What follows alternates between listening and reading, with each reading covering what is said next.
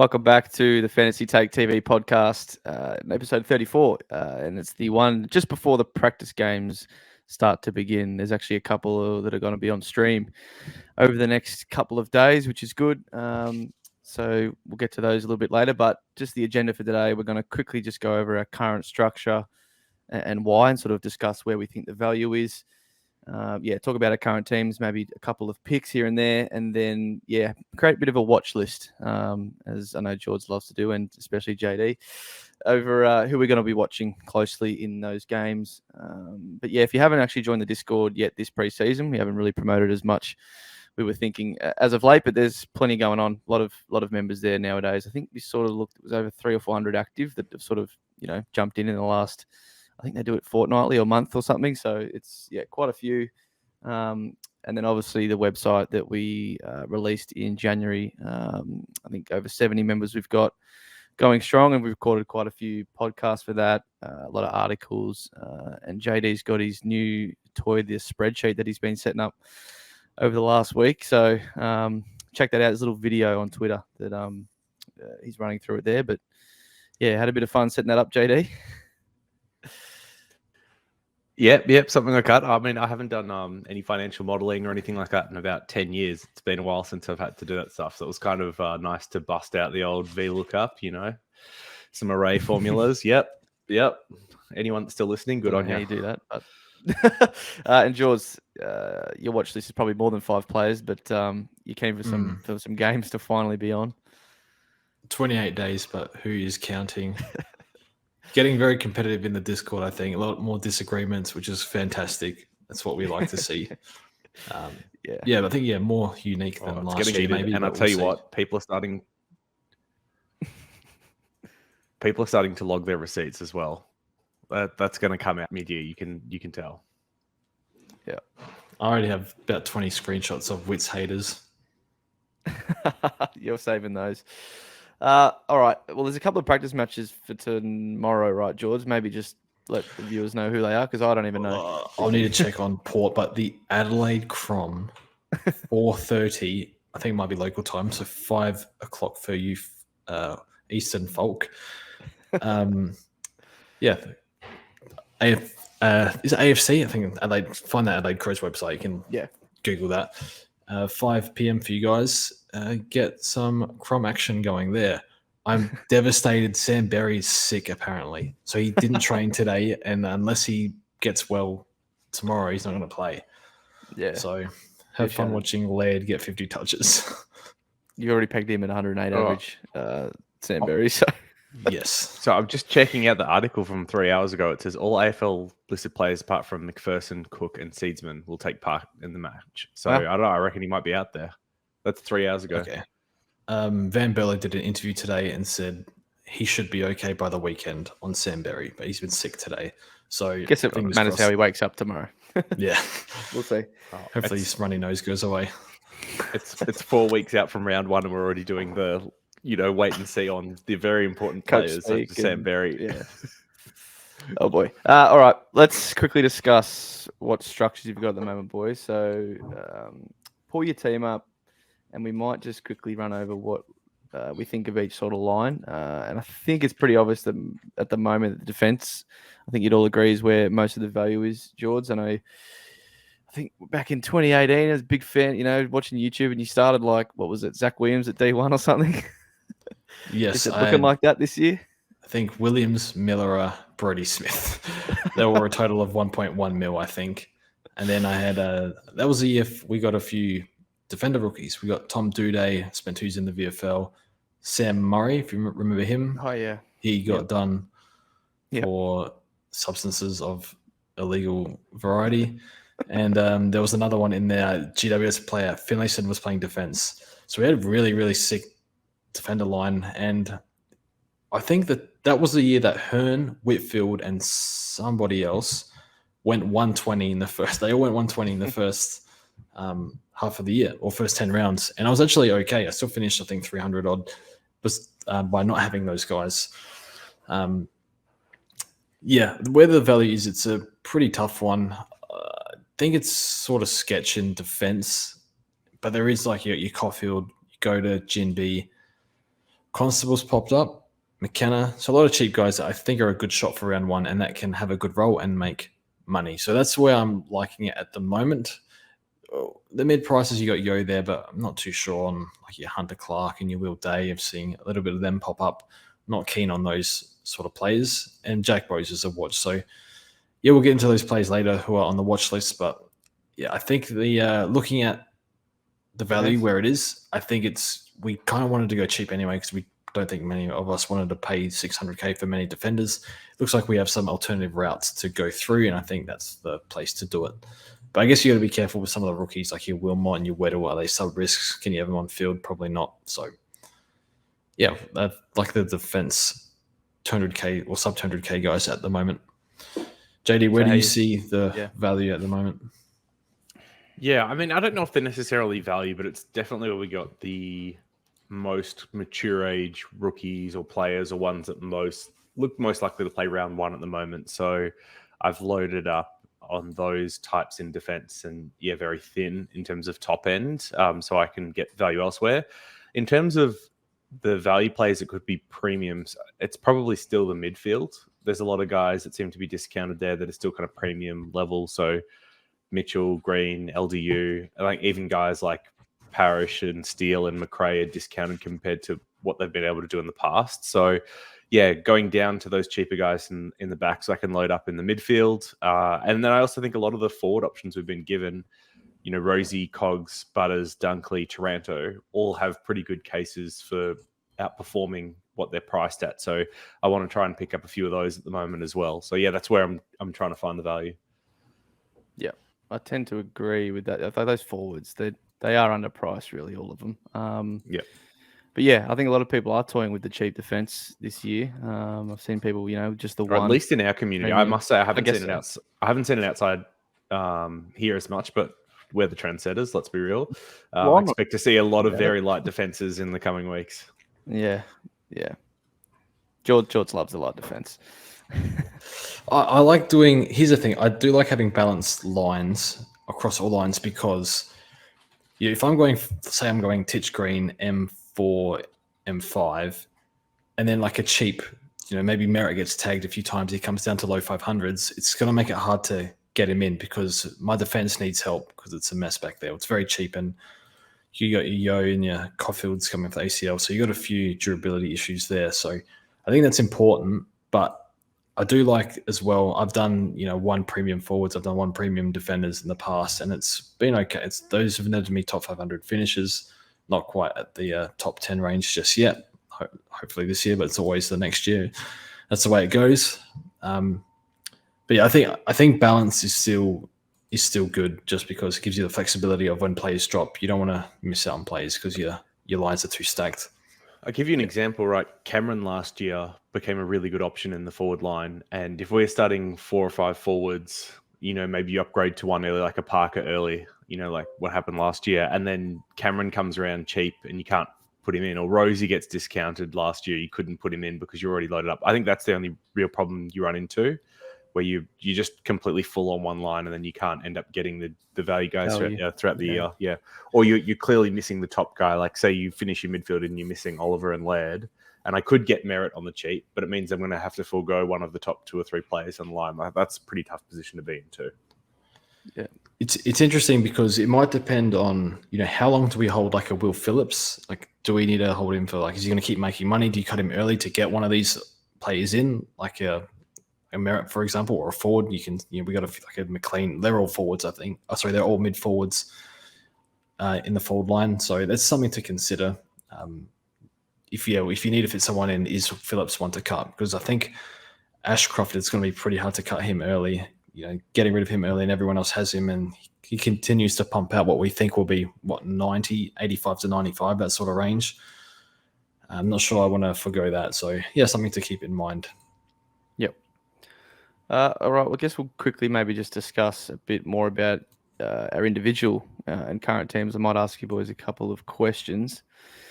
I guess the first one is a bit of a classic one, but what area is giving you the most headaches at the moment? Or, might be a player, might be a line, might be a toss-up between something or someone you're just really unsure about. Who would that be for you, George, or what would that be? I think my structure, it's exactly the same team as I did in the team reveal from 2 or 3 days ago, which is actually, that was yesterday. Yeah, it was yesterday. Yes, it felt like that. I actually got the date wrong. I recorded it. Anyway, it doesn't matter. I think so who do we actually get out of the defenders? Like Caulfield, Goda, McKenna, Constable. Sounds like we get Jinby.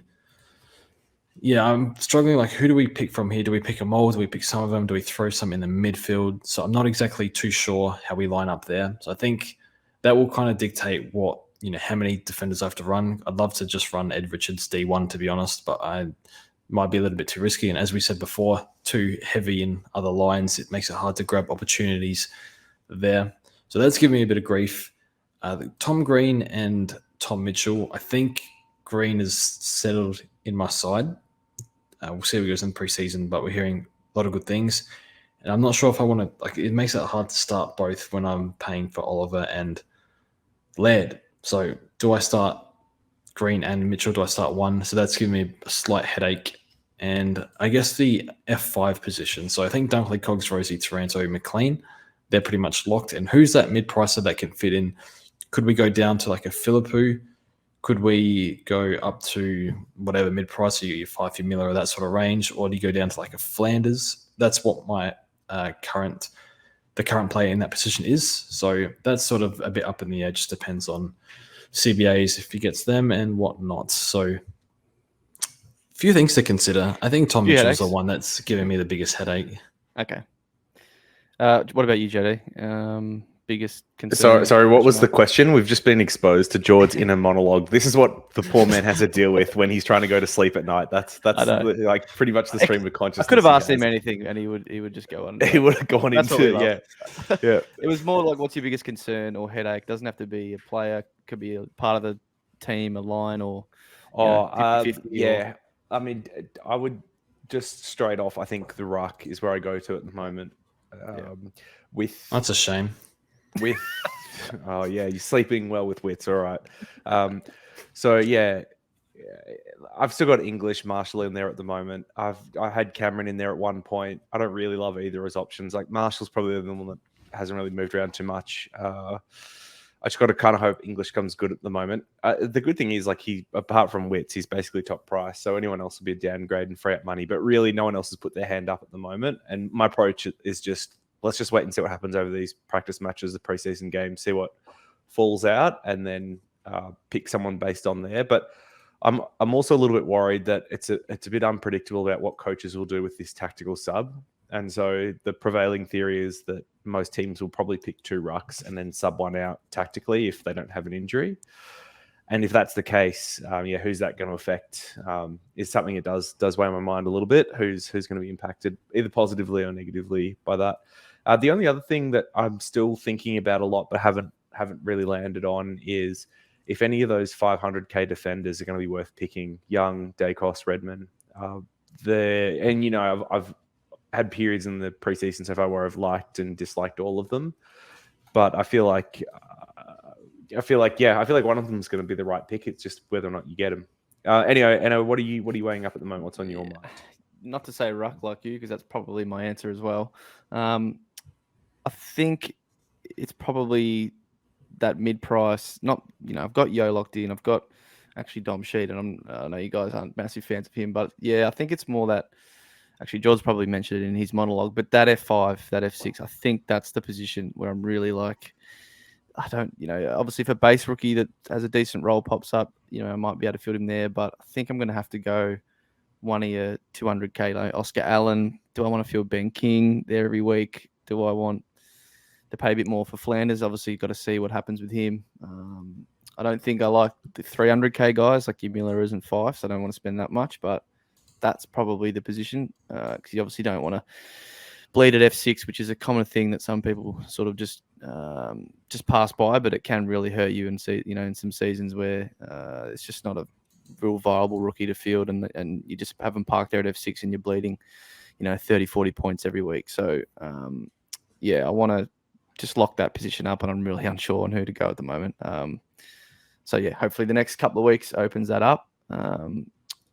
I'll ask the flip side, I guess. What is something that, you're just so sure on it. It just doesn't matter what happens in the next couple of weeks, but barring injury, that this player is going to be a team, or this sort of structure of a line or whatever that you just can't see changing. What's that, George? There's Jared Witz. Laird is staying. Laird can stay. What. You know what's interesting? I was thinking today, doing my own monologues in my head. Maybe you can tune out for a bit, JD. In NFL Sports Deck, I took the haircut on the top price player. I didn't go. This is for, I guess, NFL, and I'm casual NFL. So, but anyway, I didn't pay for Josh Allen or Patrick Mahomes. I went down to Justin Herbert, who wasn't as good, didn't have as good of a season. I took that, pay a little bit less for a player that might be able to maintain that price a bit more likely. Didn't happen. Screwed up my captains for the first 2 weeks, and my season was done there. I'm not saying your season will be done if you stuff up your captains early, but I do like my captain options, and I've said this, I guess, in other videos. I'm losing confidence in the 600k range of midfielders. So I think Laird is staying. I'm not sure Oliver will. Most likely he will. I guess it depends if you want to free up money or whatnot. So Laird is staying. Marshall is staying. Dunkley, Cogs, Rosie, Taranto are staying, and probably go for the light defense. I think I'm committed to that, but I guess it depends if we get the right players pop up round one. Yeah, JD, you said there was a lot. Yeah, Elliot Yeo, he's not moving unless injury happens. No way he's been in there, I think, pretty much since open. I don't think that's changing. Bont, I can't see leaving my side unless injury happens. Green is probably in the same boat. Hopper's probably in the same boat. Marshall's in the same boat. Dunkley's in the same boat. So, I mean, I guess this is very close to like who are locks. But yeah, with no further injuries, I can't see any of those leaving my side. Oh, and probably Taranto's in there as well. Yeah. I don't think I can disagree with any of those. I'll probably have the same list, really. Even Titch, I think, and this is funny that it's me that's saying this, and George is questioning him, and JD didn't mention him there, but I just think I can't see him even from my team either. I know I haven't been the biggest fan of his in the past, but I just can't see how this doesn't at least neutralize and not be a failure, right? Like, if he looks good in the preseason but only scores at 80 Supercoach. It's role, like, I know. Yeah, but isn't that the concern though, right? Like he has a good role, he looks good, but it doesn't convert into points on the board. That's the only thing I could see that's the one thing I could see Titch dropping from my side. That's why I didn't mention him. Yeah, good point. Yeah. I guess with a lot of this, it's still got to see what happens in the next couple of weeks. But I had most probably that you said. Those maybe Cogs to Butters, but I think I'm pretty set on Cogs now. So that's probably passed me by. Anyway, so yeah, that's all I'm set on. All right, let's get to some. Well, hang on, just on Tom Mitchell. Is he gonna do 110 this year? It's in the realm, like it's in his range of outcomes. Is 115? Is 115 realistic for Tom Mitchell? Can he do 115? He could, but I think 110 is more likely. Yeah, well, of course. I don't see not Tom Mitchell. Like, I don't think he can hurt as much as Cripps or no, because he's 5 Sicily last year. What was Cripps? No. Yeah, I know because they're 100k more. Yeah, of course. Of course, they won't hurt as bad. No. So would you feel comfortable not picking Titch? It's still going to hurt, and yes. I'm not want to get hurt by him not having him. Put it that way, because I'll be even more mad. But I just think it's going to work, regardless of biases. I just think it's a really good position for him to be in. I think he's motivated. Yes, maybe questions over the pies and game style and all that sort of jazz. He's not going to be getting his 35s, but I think high 20s, 30 is enough, and he's just going to be the clear number one there. I just don't see who else really is. All right, can I make a unreasonably bold call? Go for it. For this far out, for people that don't start both Green and Mitchell, the most popular trade before round 3 is going to be one of Oliver or Laird to one of those two. Okay. There you go. That is bold. Yeah, after like a couple of a 90 or something, or a low ton. Even if the top guys score and they pop off. Yeah. Okay. They're going to be scoring similar. Maybe it's 5-point difference, but you make 150k by doing the downgrade, 180k, and they need that money to fix it somewhere else in their team because they missed out on mid-price or something. Fife or whoever. Yeah, no, it's viable, that stuff. Jaws did it last year. I did still to Cripps, and it was kind of worth it. Yeah, it totally was. But like, yeah. So anyway, I reckon that's a lot has to happen for that to be the case. But I think it's like a really reasonable thing to foresee. You almost hope as owners of those two, they just sort of mellow around 100 for a couple of weeks and then explode after that. Yeah, which is what Brody did last year. It's still a fresh wound.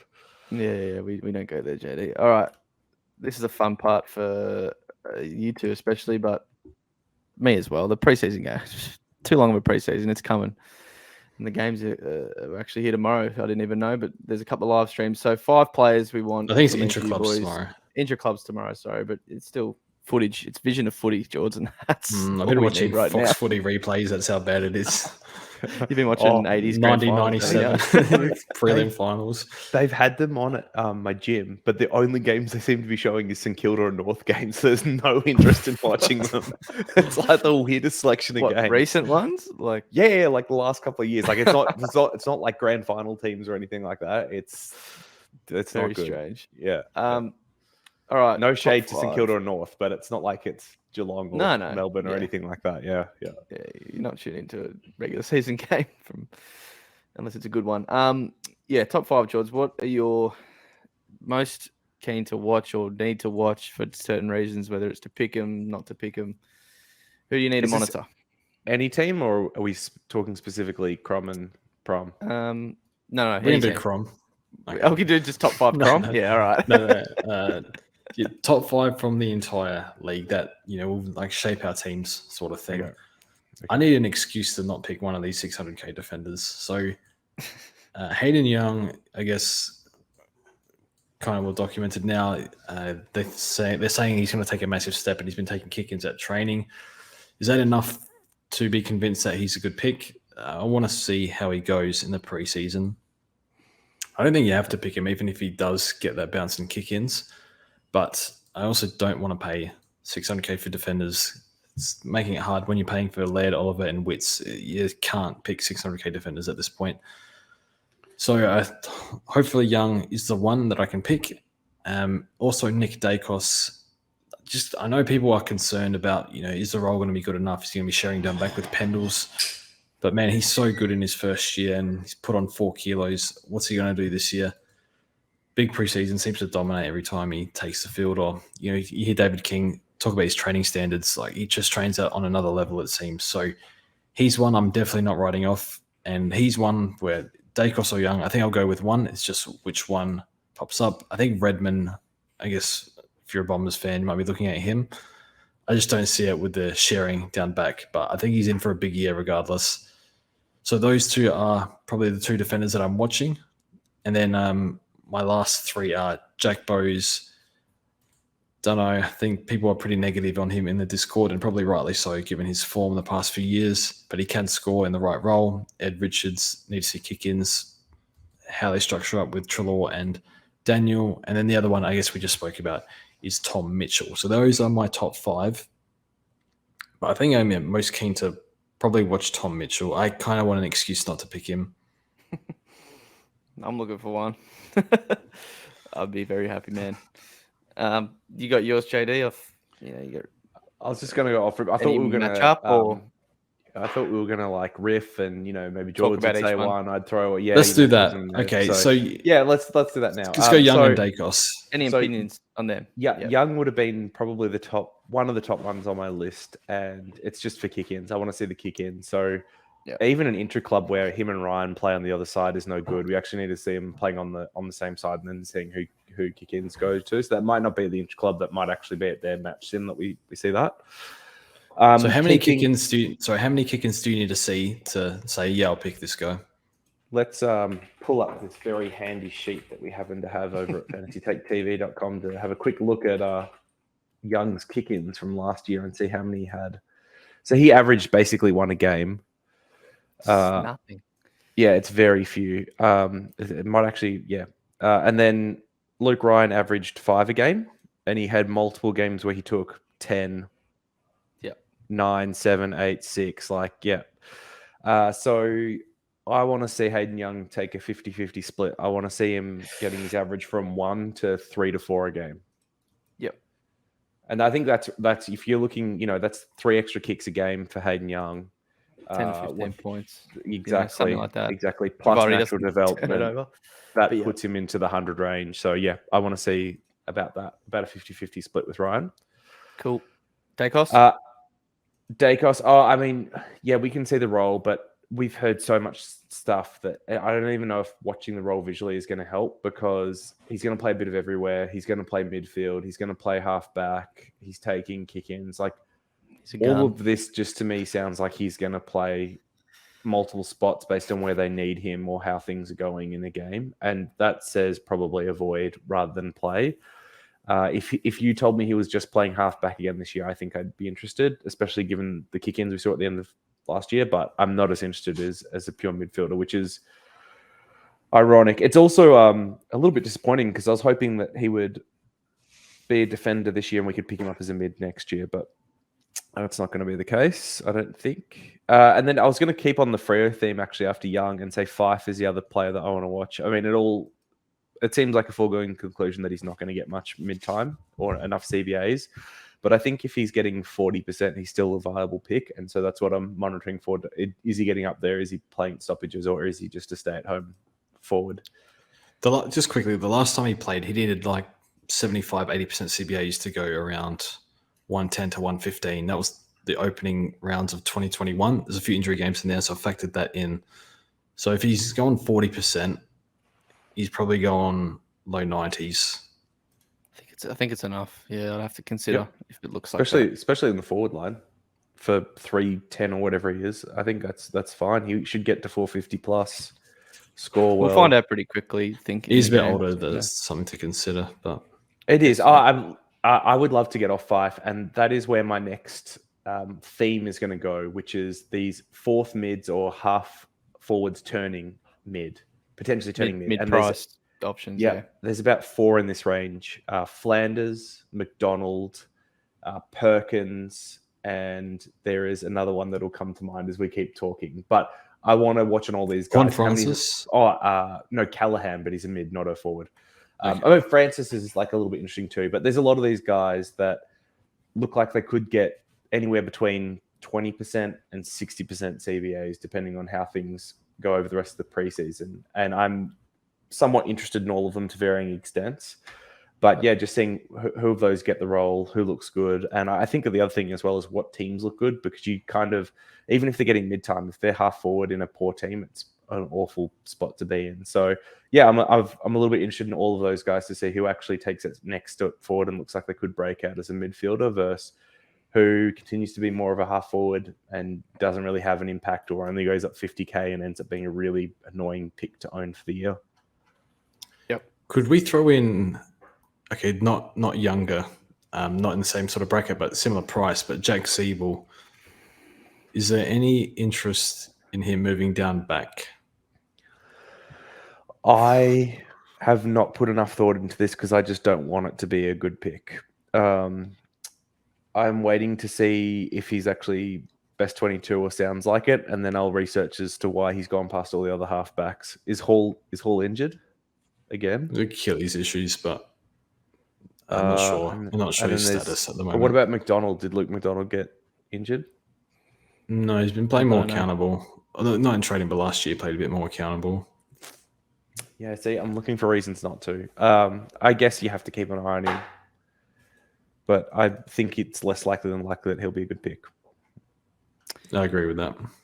Yeah. I'd really love to just not go there. Don't really have any opinions that you haven't really gone over, JD, on any of those players. I might throw a couple more out, I guess. Next one, Dom Sheed. Not in love with it. Not in love with it because I just know he's not the greatest player in the world. He's only really known for that one moment. But if he's looking like and that's a bit harsh too, by the way. He's not that terrible. But West Coast, he's good. He's not terrible. He's actually a good footballer. No, well, he's actually he's hard to watch. Put it that way. Yeah. He's hard to watch at times. Good thing he plays for West Coast then. Yeah, true. It's like 5. We've got to see what the number is. It's obviously not going to be forward time, but it's how much. Yeah. It's how much mid time. So let's put in some past marks for the listeners here, right? So we previously saw his best of low 90s when he got 80% CBAs or whatever it is. How many CBAs do you need to see this year to think, yep, he's worth it at his 330 price point? I don't think we're getting 80, probably not, but 70 plus. Like he's got to be one of the top two guys. The concern is that they just. I think he'll be third. They try and rotate more through there, and it's more of a spread. Is the concern? Yeah. I will say that you are encroaching on my third theme for Watchlist this preseason. Yeah, you got to watch him, but yeah. So I'll move into third theme then. Yeah, go. The trend seems to be rotating more players through the midfield. So spreading the instead of having maybe 4 guys that you run through there, it's more like 6. And instead of your top guy having 70 to 80%, you've kind of got 4 to 6 that are going, 35 to 65%. And so is this a trend that we continue to see this year, and which teams does it affect? Because a lot of the best picks that we've had in previous years, such as Miller and Oliver, are right up there with the top of the top. So if this is a trend that's starting to go through the AFL coaching ranks, then that could mean bad things for some of those premiums we've held in quite high regards in prior years. So that's a little bit of a watch for me. Is this a trend that we're going to continue to see? Is it a type of team that does it? Like a worse team does it more maybe compared to a good established team with a lot, their top options. So there might not be a rule to it. It might just be team to team, I'd probably say. But I want to say Bulldogs, Geelong, and Collingwood all did it last year, just off the top of my head. Whilst being decent teams, yeah. There's probably no rule really. Just got to monitor team by team. Yeah, I think it depends. Like we saw Gold Coast run a really tight-knit group. I think Giants probably do that with their few inside mids. I guess it's worth watching if there's like more names coming into that midfield. I know the Crows have a few, like they want to use Rankin through there and stuff like that, but I still think Laird and Berry will be top 2. Probably more out of necessity, as a lot of the other guys can't do full-time mid yet. But yeah, I think it's worth keeping an eye on, because it might, some of the top guys might have their mid-time cut into, as we saw with the Dogs last year. Well, Yo and Shuey they want to play him half back more, right? So could feasibly be Kelly and Sheed as the top 2. Well, if you had him third, who would it be behind Shuey? Is that what you're saying? Jai Cully. Cully, really? Well, they did the Instagram video or TikTok or whatever, and they all said, pumping him up. That's a pump up. And they gave him heaps of CBAs last year. Yeah, no one's pumping up. In his one game, he had 88%. Yeah. Is this who you talking about? Jai Cully. No, Cully, 50% CBAs last year. Yeah. And that was with the injury game. Yeah, no one's pumping up 27-year-old Dom Sheed. Well, they're all going to say young kid. I guess with Sheed, he can rotate if they want him to. Yeah. If they throw Sheed if they throw who are the 3 they're rotating in the triangle, whatever they're doing, Shuey, Jinbi, and Yo. Yeah. Where's Sheed going and for how long? I'm not sure. Do you just want to take a quick stab at how many midfielders had more than 80% CBAs last year? 5 in the teens, maybe 10 to 12. So it's Neil, Cripps, Rowell, Miller, Simpkin, Oliver, Steele, and I think that's it. Surely Laird. Actually, Laird's timing ground's lower. Maybe he didn't make it. Yeah. No, he was high, but only 78%. Yeah. Yeah, okay. So it's just very few, and I think this trend's going to keep going in the other direction. Gold Coast is the most concentrated of anyone, but yeah. Anyway, so that's the kind of the third big theme here is: are we going to see more teams sharing these CBA loads, and then does it affect some of the guys that we're banking on getting real high CBA numbers? I guess we saw Geelong do that pretty heavily. Yep. Yeah, older team. I don't know. It's probably that's true. It's just very much based on the group they have and what title rotation they want to go with. Should we talk about McRae? Pretty hard to read this preseason. What do you remember guys a few years ago when none of us had him because we thought he'd play more wing, and then he dominated in the first 10 minutes, and we all put him in before quarter time. Yeah, I wonder if that happens again. I'm just iffy on him. Him and Titch are doing my head in. Yeah, I don't know. I've had JD? McRae in most of my preseason. I just don't see him going worse than what he did last year with Dunkley not in the side. At worst, I'm paying sticker price. Yeah. Yeah. I think there's maybe a chance he regresses. there is. He did in the back half. If the roll's real bad. Yeah. He's hard one to read. I can't get a read on this one. Yeah. Maybe one I'll throw up for the ruck is Sean Darcy. Big old Shrek I want to watch. Just a lot of talk about what the role's going to be, what the split is, where Luke Jackson's going to play. Some people saying he's going to play everywhere on the ground.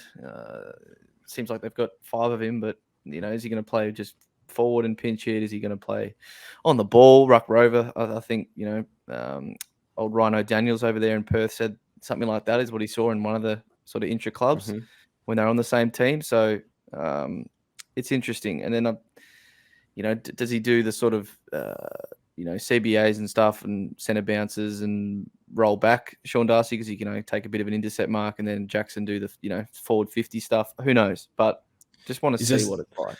Is there anything you want to see specifically? Like, do you want to see Jackson barely? I want to see the big fella dominator, mate. That's what I want to see. Yeah. I want to see it in my team. That's I'd love Darcy to solve my ruck problems too. Don't want you put the mask to waste.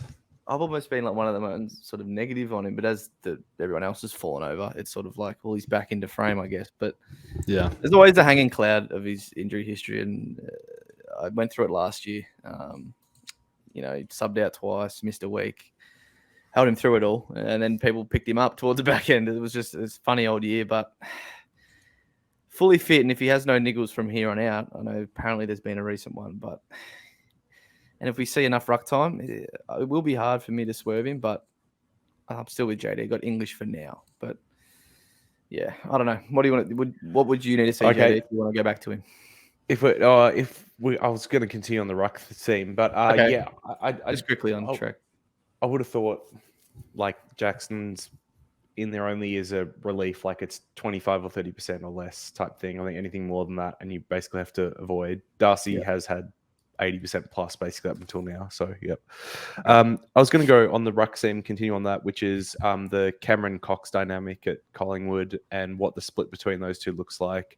So we saw Cameron scoring drop off pretty heavily last year when Cox and him went 50% through the ruck. But when it was much more heavily skewed in the Cameron favour, then he was scoring really well and would have been a serviceable option as either a ruck or a forward this year based on how things are going, especially at his $450K price tag. So, keeping an eye on what that split between them looks like. Is it 50-50 or is Cameron going to pick up more this year as he continues to grow and develop? Yeah. Do you take his hamstring into consideration at all? I think you have to, but given the other best option is also coming off a tight hamstring and an abductor, then it is what it is. Yeah. If they get through the rest of the preseason, fine. You probably just have to take him still. Two standing there. Unless you're a big Whitler fan. Jerome Whitler, get used to it. I think it's getting less ridiculed in the Discord, but there's still the old, I'm not paying 600K for Wits. That's all it is. Let me start like, sir, he's cheap.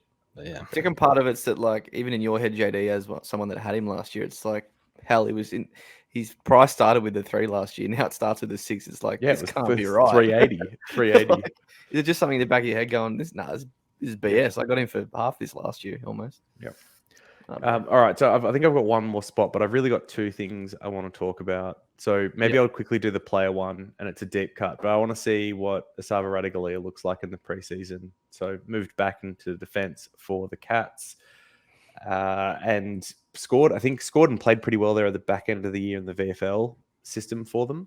So, interested to see what option he could provide. I mean, he's got that ruck DPP status at 174K. So could he be an R2?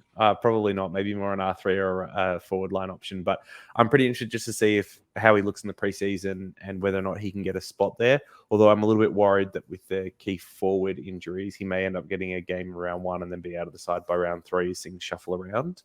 But that was the last player cut.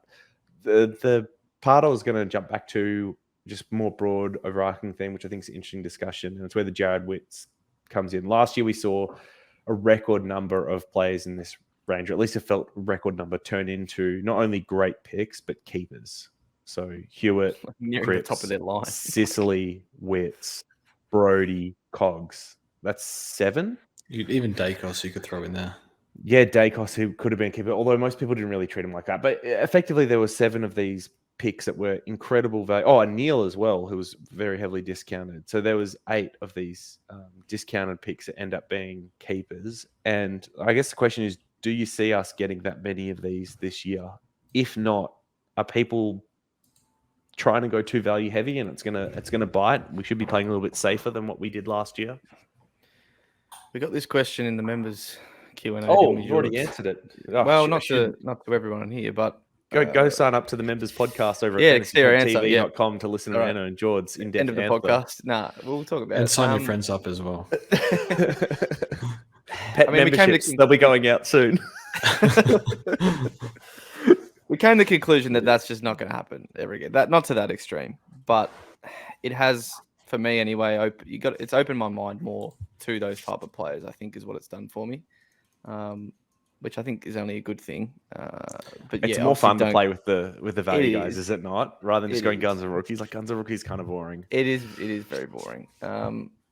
But yeah, not too crazy. It's not going to be like that, I don't think, ever again. Like that is crazy. The amount, like, obviously never say never, but we're lucky to get out of this one a year of those sort of players. We got like 7 or 8. We thought Zeeble and someone else is escaping me the year before, kind of. Yeah, we thought that was crazy, and then it's happened tenfold last year. So yeah, I don't know.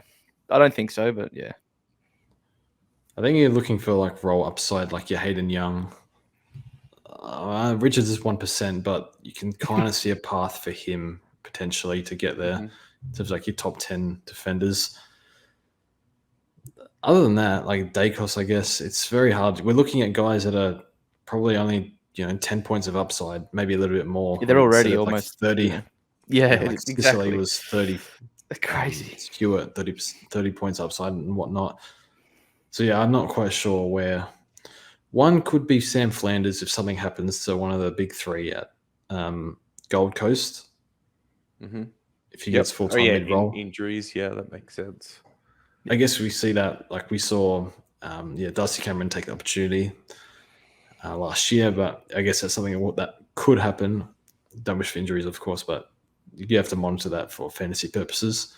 I guess Fife for an extent, didn't he? He went out of the side for a little period, and I mean, Brody was probably going to kick on anyway. He's playing very well, but yeah, if any of that happens, it might open a couple more up. But the one you said in the Q&A was Yo, he's probably the most likely to be one like that for this year. Like, could be 105 and a keeper, but all right, Sicily did 110, and like they're not going to do that. It's crazy. I'll just say, like, out of left field, I think there's 2 teams that people haven't been focusing on as much beyond a couple of guys, and that is the Swans and the D's. So I wouldn't be surprised if there was someone from the 300k, 200k range from one of those teams that bobbed up that just no one had on the radar because those teams just haven't been talked about as much so far this preseason. Yeah. Any names in mind in particular? I think Klopp loving old Rowbottom. Yeah, Rowbottom's one that gets talked about each year. Like, I guess Goulden is one that you could point to. We pointed to the last couple of years. With if Blakey's having problems, then maybe someone fits down into defense, like Braden Campbell or someone like that for the Swans that ends up being relevant that would just no one's radar at the moment. And then for the D's, I'm not really sure. I would imagine Salem's problem might make an opportunity for someone, but everyone's focusing on Oliver and the Rucks pretty much there. So yeah, I don't know. I think the one probably some gem. Sorry to interrupt, but the one that I think moved to defense was Ollie Florent. He's 370k defender only. Okay. There you go. I mean, I wouldn't over-research them now, but I am like making a mental note to pay extra attention to their intra-clubs just because, yeah, I feel like they're under-researched sides. Yeah. All right. That's probably about all we've got time for. Very keen for some footy. That's just a simple fact.